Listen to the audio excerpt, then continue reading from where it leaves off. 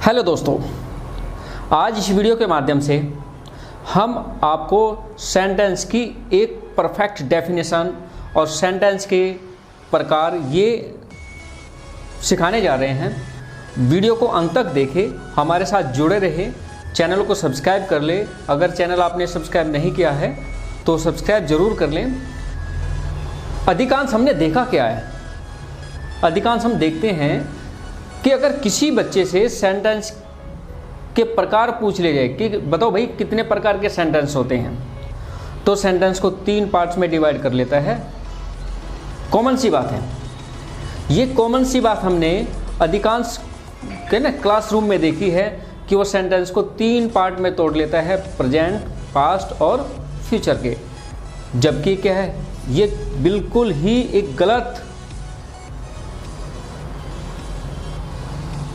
एक मैसेज होता है बच्चे के द्वारा, और ये इस बात को शो करता है कि बच्चे को एक सेंटेंस की जो बेसिक नॉलेज है उसके बारे में ही जब उसको नहीं पता तो इंग्लिश ग्रामर के बारे में वो इतना नहीं जानता। तो सबसे पहले ज़रूरी होता है कि आपको सेंटेंस की डेफिनेशन, सेंटेंस के प्रकार, ये इन चीज़ों का पता होना बेहद ज़रूरी हो जाता है।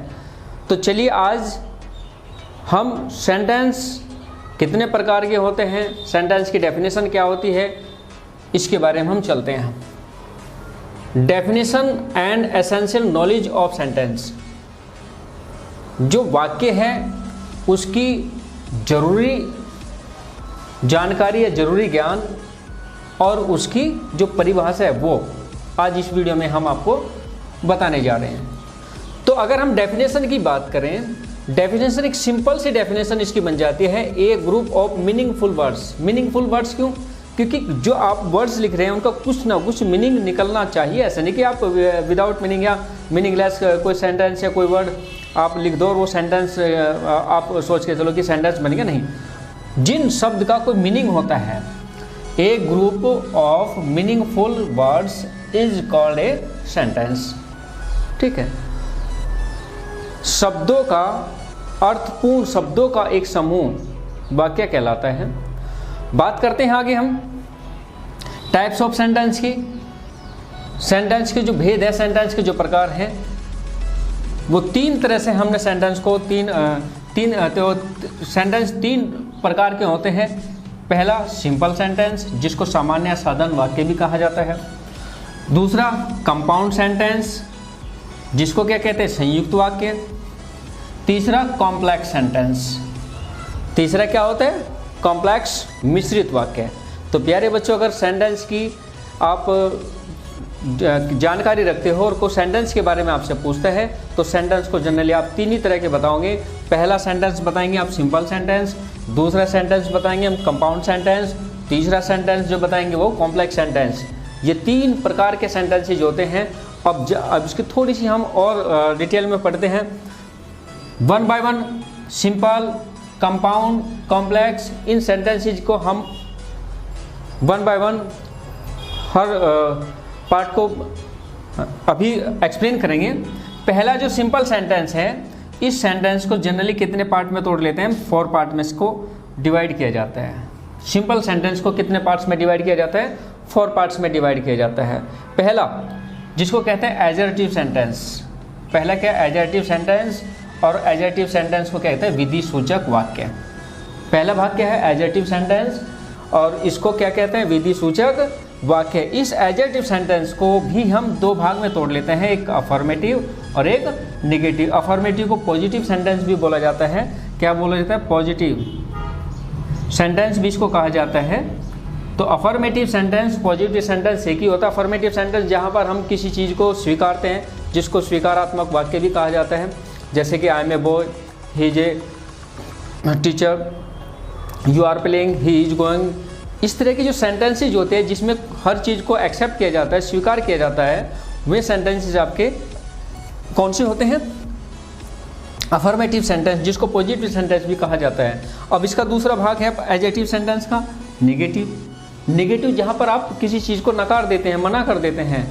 आई am not a boy, I am not a teacher, you are not a thief, he is not a student, इस तरह के वाक्य जहाँ पर आप किसी चीज़ को नकार रहे हैं, मना कर रहे हैं, तो वे सेंटेंसेज आपके क्या होते हैं, नेगेटिव सेंटेंसेज कहलाते हैं। तो सिंपल सेंटेंस का पहला पार्ट था आपका एडजेक्टिव सेंटेंस।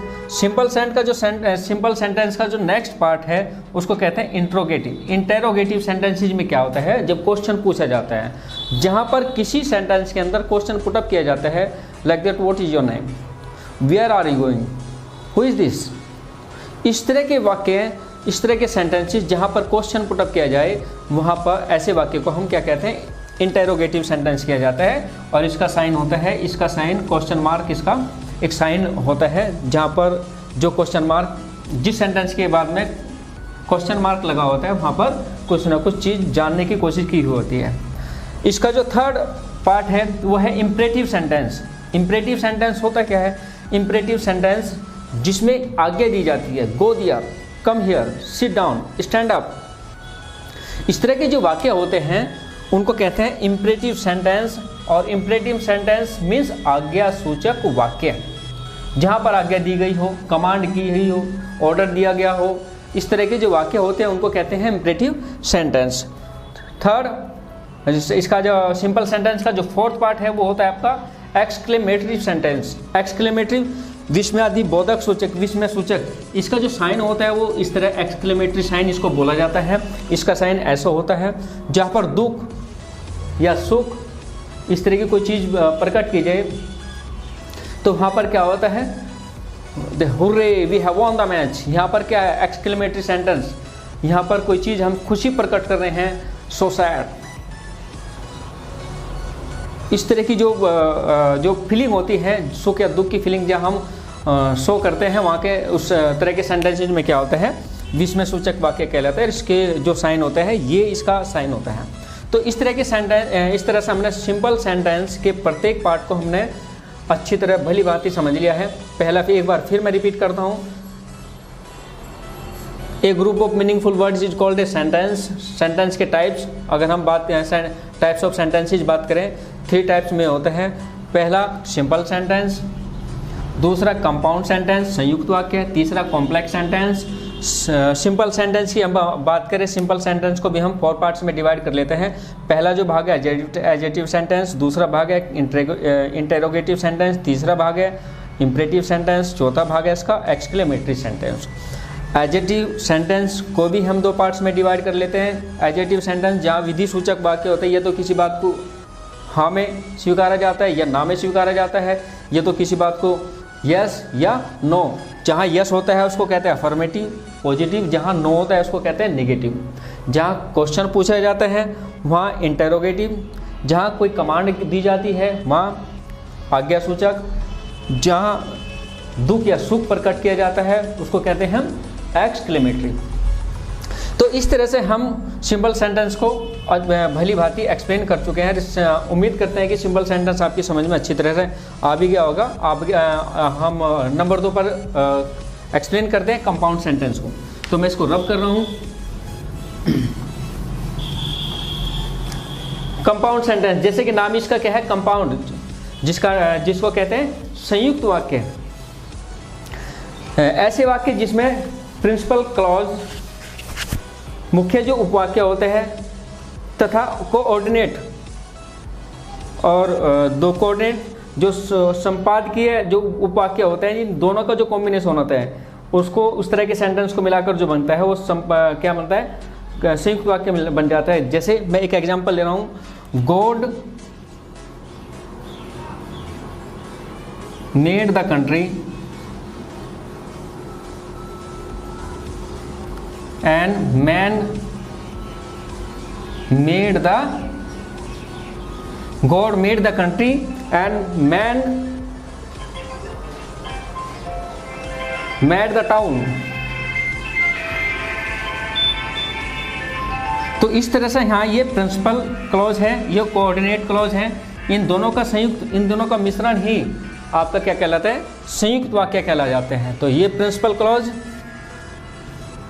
और ये कोऑर्डिनेट क्लॉज, ठीक है, इन दोनों का संयुक्त रूप ही आपका क्या कहलाता है, संयुक्त वाक्य कहलाता है। आते हैं मिश्रित वाक्य पे। थर्ड इसका जो पार्ट है मिश्रित वाक्य। इसमें क्या होता है, इसमें प्रिंसिपल क्लॉज की जगह सब ऑर्डिनेट क्लॉज होता है, सब ऑर्डिनेट क्लॉज। इन चीज़ के बारे में आप जब ग्रामर को जब डीपली पढ़ोगे तब इनको अच्छी तरह भली बातें समझ सकते हो। भली बातें तभी जाकर समझा जा सकता है। अब इसमें क्या होता है, ही इज ए मैन हु, देखो यहाँ पर हम कह सकते हैं मिश्रित वाक्य में, ही is a man whom respect all, ये वो आदमी है जिसकी सभी क्या है, रेस्पेक्ट करते हैं, सभी क्या है इसका सम्मान करते हैं। तो इस तरह के जो वाक्य होते हैं यहाँ पे जो होते हैं, जहाँ पे सबऑर्डिनेट क्लॉज और प्रिंसिपल क्लॉज दोनों का जो कॉम्बिनेशन होता है, उस तरह के वाक्यों को मिलाकर आपके क्या बन जाते हैं, मिश्रित वाक्य बन जाते हैं। और यहाँ पर प्रिंसिपल क्लॉज के साथ में अगर कोऑर्डिनेट क्लॉज को जोड़ दिया जाए तो इस तरह के वाक्यों को मिलाकर क्या बन जाते हैं, आपके संयुक्त वाक्य बन जाते हैं। इन सब चीज़ों के बारे में जो नेक्स्ट वीडियोज हैं उनमें हम इन सब चीज़ों के बारे में भली भांति डीपली स्टडी जरूर करेंगे। दोस्तों आशा करता हूँ कि इस वीडियो के माध्यम से जो टॉपिक, जो बिंदु, जो कॉन्सेप्ट आपको समझा गया है वो आपकी भली भांति समझ आया है। सेंटेंस का जो कॉन्सेप्ट है, सेंटेंस की जो टाइप्स हैं, सेंटेंस की जो डेफिनेशन है, वो अब आपकी क्लियर हो गई होगी, आशा हम करते हैं। और प्यारे दोस्त, अगर वास्तव में आपको यह वीडियो पसंद आई है तो वीडियो को दोस्तों में शेयर करें, कमेंट करें और चैनल को सब्सक्राइब जरूर करें। अगली वीडियो में फिर नए टॉपिक के साथ आपके साथ उपस्थित होंगे। तब तक अपना ख्याल रखिएगा, सुरक्षित रहिए।